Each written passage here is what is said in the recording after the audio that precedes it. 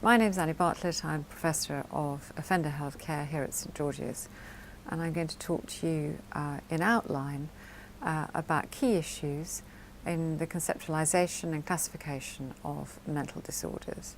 So let's start by thinking about what a mental disorder is. And this is, if you like, an abnormality of mind. How would that be manifest? It might be manifest through disorders of thinking. So for instance, slowness of thinking or abnormal thinking. It might be manifest through emotional abnormality. People might be very depressed, people might be very elated, and that might give rise to behavioural disorder. People might be physically very overactive, for instance. They might have unusual movements.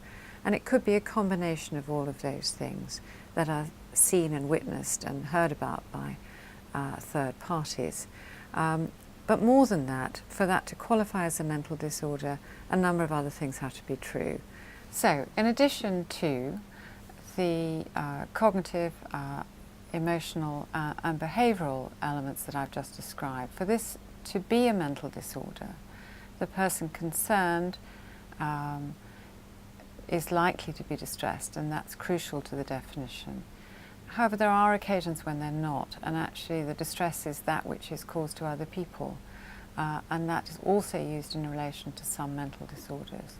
And lastly, all these manifestations of unusual mental states have to be seen as something that isn't culturally congruent. It has to be abnormal in terms of the cultural niche in which that person lives, and that allows us to make a definition of mental disorder that carries weight.